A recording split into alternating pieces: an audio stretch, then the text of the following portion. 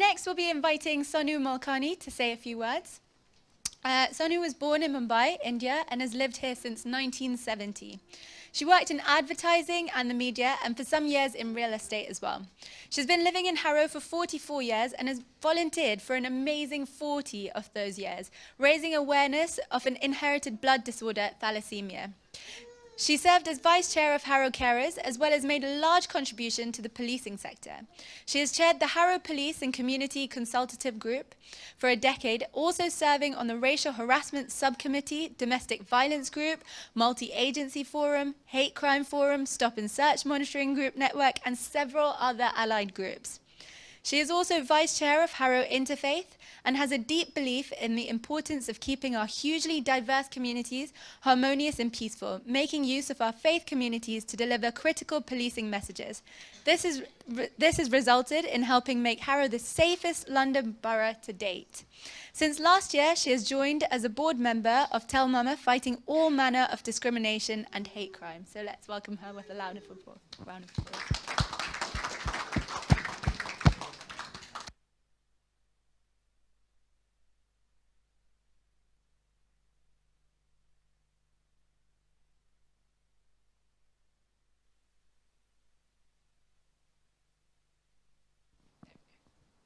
Right, let's get this right.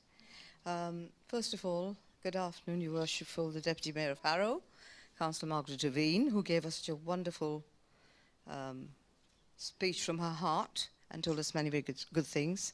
The faith and community leaders, and with the last one, what you've just said, the rabbi from the Pinner Synagogue, it really makes you think, and also what the gentleman from the North Methodist Church said about us thinking globally as well as locally, because whatever happens out there does affect us here. And I want to say at the very outset, we want to make sure that we make absolutely certain that Harrow doesn't fall in that trap. They can all do what they're doing out there and sort themselves out, but we are not falling apart here. We're in the business of all staying together and bonding very closely to make our community even better than it is, yeah? Gareth Thomas, our MP, I think is he still here? Oh, Gareth's sitting very quietly in the corner. He's my local MP, and I can't tell you how much he's done for us. I'm really grateful to you, Gareth, and also your lovely daughter. Thank you very much for being with us and saying all the things you said. Welcome to all the other dignitaries as well. A very warm hello to all of you who are present here. I don't normally read something because I don't really have much practice in reading from bits of paper like this. However, I thought I'm given 5 minutes, so I'm going to have to rush through and say a few things. Very grateful to the Salam Centre for calling me back once more for your annual get-together.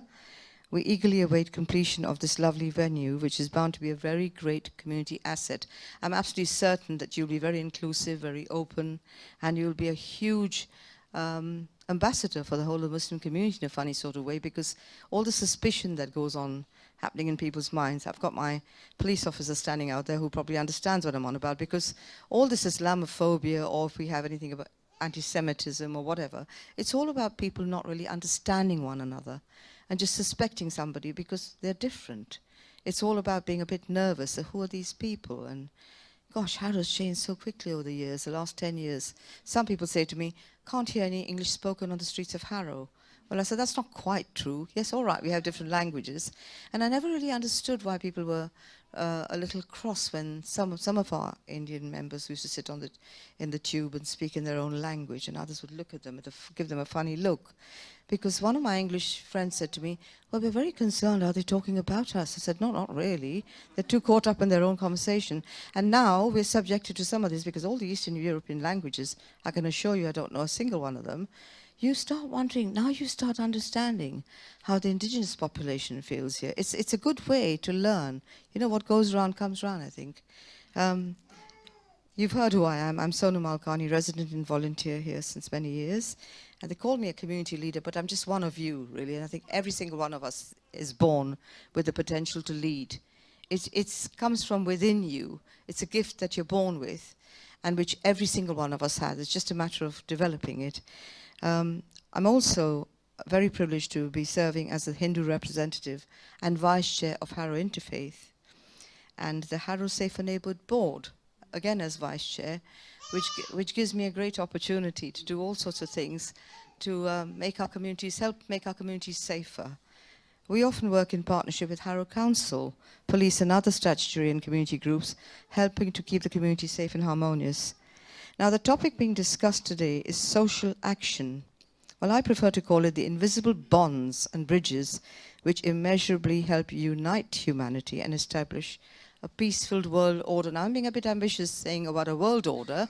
I think if we start with the Harrow order first, or the North Harrow order, and then spread outwards, you know, this is how we do it. It's about establishing good relations throughout the community, irrespective of caste, creed, color, gender, or anything else. Nurturing them with love and respect. I mean, nurturing is very important. Accepting and loving one another, warts and all.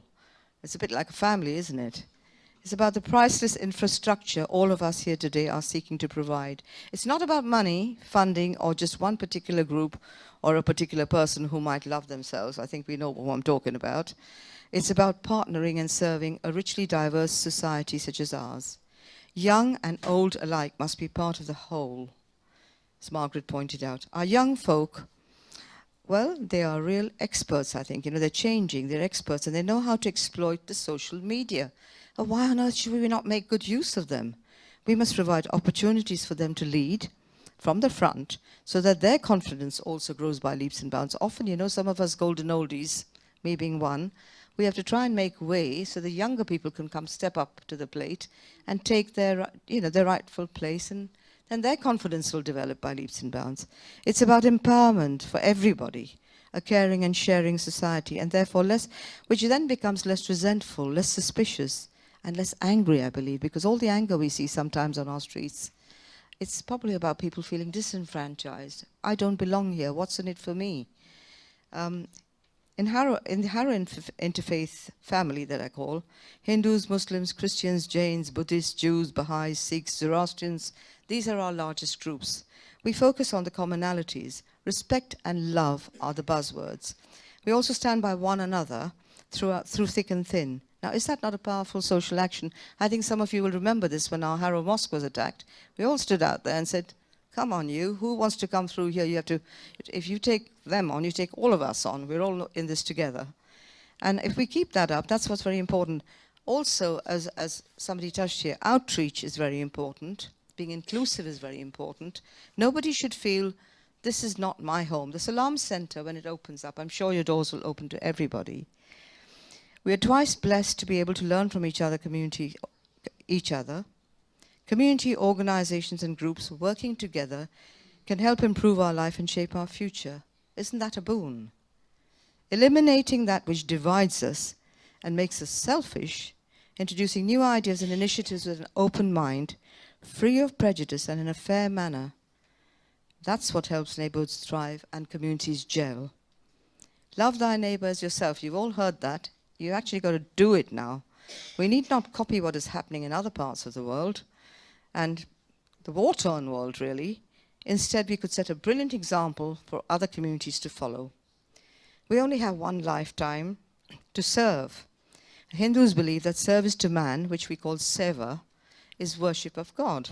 Well, the Jewish community I know also has a Seva day called Mitzvah Day, and often the Hindus and Jews, you know, we sort of, in Interfaith Week, which usually is during the month of October, we, you know, get together and do a Seva Day together, a day of service to the community. But we're not doing it to the community, doing it with the community, because we are ourselves part of that community. I think also another very important thing is joint working, sharing of skills and knowledge, caring for vulnerable groups, vulnerable people such as our elders, young children, disadvantaged groups, the disabled, and helping people have a voice and realize their potential. All these things matter and must be cascaded equitably throughout the whole community. It's no use saying, we'll do it for this group but not for somebody else. You know, I'm a Hindu, so I'll do it for my Hindu group. It doesn't work like that. Every single one of us here has equal rights, and so we must have an equal share of what we, you know, what we're pulling out there, giving out to other people. The focus must be on the local community, so we slowly and steadily grow into a close-knit family, strong, healthy, harmonious, standing by one another through thick and thin. Of course, Harrow has a proud tradition for this.